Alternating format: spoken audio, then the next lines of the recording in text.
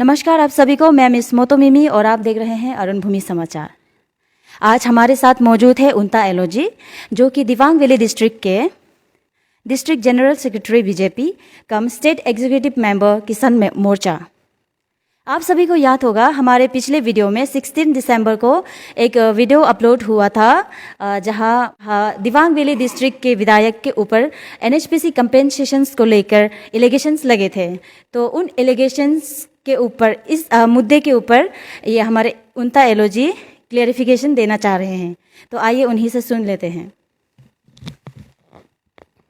बहुत बहुत धन्यवाद मैडम आपको। मैं आपका चैनल को मैं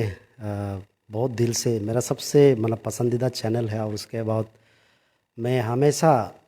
अरुण भूमि में जहाँ भी नेटवर्क अवेलेबिलिटी में मैं रहता हूँ, नेटवर्क जहाँ रहता है, तो मैं सबसे पहले मैं अरुण भूमि में खोल के देखता हूँ। तो फिर से मैडम जी, मैं आपको बहुत बहुत धन्यवाद देना चाहूँगा। और रही बात, हम जब दिसंबर 16, 2021 को जब मैं आपका चैनल को मैं देख रहे थे, अरुण भूमि को मैं देख रहे थे, तो उस समय हमारे दिबांग वैली के जो सीनियर पॉलिटिकल्स लीडर्स ने जो हमारे माननीय विधायक जी के जो ऊपर में जो एलिगेशन डाले गए हैं, तो रिगार्डिंग वो मैटर में मैं हमारे दिबांग वैली के वासियों के ऊपर मतलब मैं कुछ क्लैरिफिकेशन देना चाहूँगा। तो सबसे पहली बात, हम सभी जानते हैं कि अभी सबसे हॉट इश्यूज हमारा एनएचपीसी कंपेंसेशन को लेके जो बात हो रहा है। तो मैं ये समझता हूँ कि जितने भी वो सीनियर पॉलिटिकल लीडर्स ने जो हमारे माननीय विधायक जी के ऊपर में जो एलिगेशन डाले गए हैं, वो सारा बेबुनियाद है और सारा बेसलेस एलिगेशंस है। मैं जहाँ तक एक्सपीरियंस और जहाँ तक मैं घूम के देखा एनएचपीसी का रिगार्डिंग में, तो मैं पहले मैं कमेटी मेंबर था। उस समय में भी मैं एनएचपीसी के लिए मैं ईटानगर जहाँ तहाँ दौरा सब कुछ करके मैं भी हर जगह पार्टिसिपेट लिया हूँ। तो जब से हमारा वो आपका ये मतलब एनएचपीसी का जब से वहाँ डिस्ट्रिक्ट से जो चला गया, मतलब अप्रूवल होकर चला गया, आपका स्टेट ने भी अप्रूवल कर दिया, उस समय से हम लोगों का प्रॉब्लम ये था कि हम लोग का पेपर जो सही ढंग से कहीं नहीं जा रहा था। तो हम लोगों ने सोचा कि चलो कुछ ना कुछ हम लोग एक कमेटी फॉर्म करके पेपर को आगे बढ़ाया जाए। तो इसलिए हम लोगों ने कमेटी फॉर्म करके पेपर को आगे बढ़ाने शुरू कर दिया। तो उस समय से हमारे माननीय विधायक जी के साथ में हम लोग बहुत तालमेल झूल के हम लोग काम किया है। और मैं जब भी मैं ईटानगर जाता हूँ, तो कुछ भी मेरा पर्सनल काम होता है या राज्य का जो कार्यकारिणी जो बैठक होता है, तो उस समय में मैं हमेशा विधायक जी का घर में मैं ही रहता हूँ। तो उस समय में मैं ये दिबांग वैली के वासियों को मैं ये बताना चाहूँगा कि हमारे विधायक जी दिन रात एक करके इतना मतलब हमारा पब्लिक का कंपेंसेशन जल्द से जल्द हो जाए और जल्द से जल्द अच्छा अमाउंट हमारे दिबांग वैली वासियों को मिले। तो इस तरह से हमने देखा, उसका साथ में रह के हमने देखा, वो इतना दिन रात करके मेहनत करके, वो जब भी मैं वहाँ पे उसका साथ में रहता हूँ तो उसने हमेशा ये बिजी शेड्यूल हो के मतलब ऑनरेबल सीएम को मिलने अपॉइंटमेंट लेके, ऑनरेबल डीसीएम को के साथ अपॉइंटमेंट लेके, हमारे चीफ सेक्रेटरी का साथ अपॉइंटमेंट लेके, हमारा रिगार्डिंग एनएचपीसी कंपेंसेशन से जल्द हमारे पब्लिक को मिले, इस तरह से वो दिन रात मेहनत कर रहा है। लेकिन आज का डेट में देखा जाए तो उसका ऊपर में ये बेसलेस एलिगेशन जो डाल रहे, वो बिल्कुल आप दिबांग वैली वासियों, आप लोग ये जो सर्कुलर जो एलिगेशन जो डाला गया है, वो आप लोग बिल्कुल मानना नहीं है। और आप लोग ये जो रूमर्स जो चल रहा है, जो सोशल मीडिया पे जो चल रहा है, आप लोग देखना नहीं है। रियलिटी को मैंने आप लोगों को बता दिया, वो दिन रात मेहनत है। हम भी अगर, मैं भी ये बोलता हूँ कि अगर हम भी अगर विधायक होता, तो मैं भी जिस तरह से भी जो विधायक मेरे लिए जो काम कर रहा है, हम भी उसी तरह से हम करना था। तो सेम उसी तरह हमारा विधायक जी दिन रात एक करके वो मेहनत करके इतना सारा हमारे यहाँ दिबांग वासियों के लिए इतना मेहनत किया। और हम कहीं ना कहीं हमको लगता है कि अगर हमारे विधायक जी ने अगर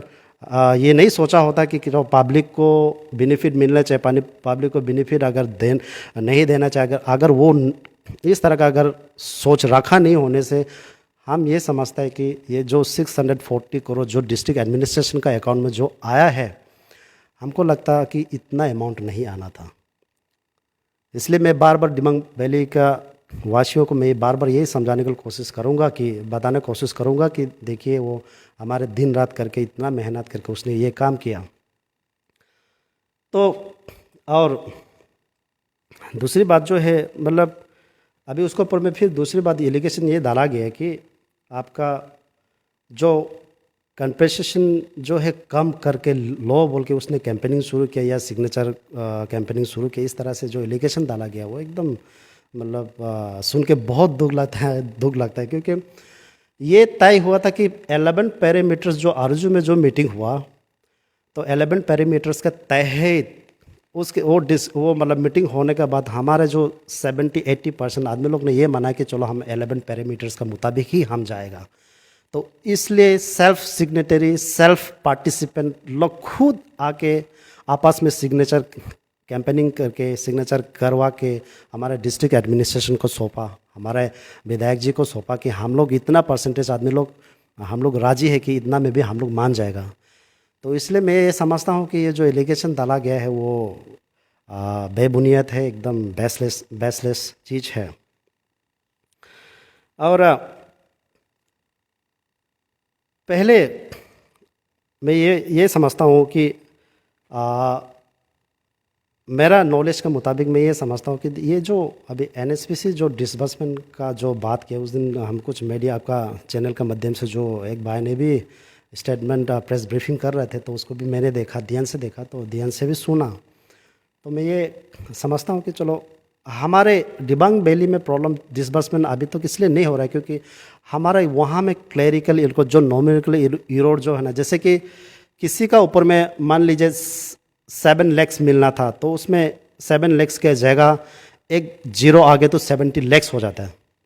तो इस तरह से जो नॉमिनल इरोड था, तो उसका कारण से हमारा डिस्ट्रिक्ट एडमिनिस्ट्रेशन भी दिन रात मेहनत करके उसी को जो मिस्टेक था उसको करेक्ट करने के लिए उन लोग, इसलिए ये थोड़ा टाइम लग गया। इसलिए मतलब मैं उस दिन भी मैं ईटानगर में जब था,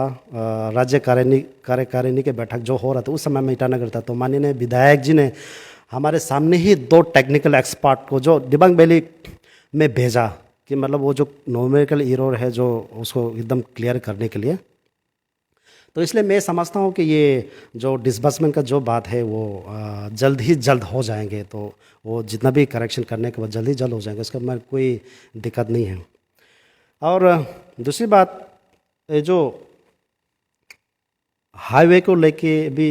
एलिगेशन डाला गया, तो मैं ये समझता हूँ कि हाईवे को लेके जो मतलब माननीय विधायक जी खुद बिल बना रहे, ऐसा एलिगेशन डाला गया, तो ये मतलब हमको लगता है कि ये मतलब इस तरह का एलिगेशन तो मतलब कोई भी डाइजेस्ट नहीं कर पाएगा, क्योंकि ये डिस्ट्रिक्ट एडमिनिस्ट्रेशन का काम है, किसको कितना मिलना चाहिए, किसको कितना बनाना चाहिए, किसको कितना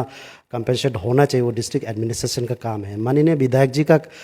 कहाँ से उसका पास में टाइम है कि वो बैठ के टेबुलेटिंग करेगा, बैठ के मतलब किसको कितना कंपेंसेट करना, उसका पास में कहाँ टाइम है। वो हमारे पब्लिक के लिए काम करने उसका पास बिल्कुल समय नहीं है, लेकिन वो ऐसे एलिगेशन उसका पर डाला गया। तो मैं ये समझता हूँ ये बहुत सारा मतलब बहुत ही गलत एलिगेशन डाला गया।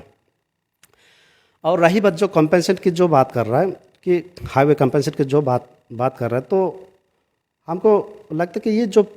जितना मतलब हमको मिलना चाहिए कंपेंसेशन, हमको जितना मिलना चाहिए, मेरा एरिया जितना जा रहा है, मेरा प्रॉपर्टी जितना जा रहा है, उस बेसिस पे डिस्ट्रिक्ट एडमिनिस्ट्रेशन काम कर रहा है और बन के भी उसका बिलिंग भी हो चुका है। लेकिन हमारा पब्लिक गुस्सा विधायक जी का ऊपर में है या किसी का ऊपर में भी गुस्सा इसलिए है क्योंकि पहले में ऐसा होता था कि जो इजी अर्निंग लोग ज़्यादा करता था। इजी अर्निंग जहाँ पे होता है जहाँ करप्शन ज़्यादा होता है, तो करप्शन ज़्यादा होने का कारण से पब्लिक लोग इजी अर्निंग को बहुत इजी अर्निंग कर रहे थे ना। तो हम जब से माननीय विधायक जी आया हमारे दिबांग वैली में, विधायक जी बन के हमारे लिए रेस्पॉन्सिबल लिया, तब से हमारे वहाँ में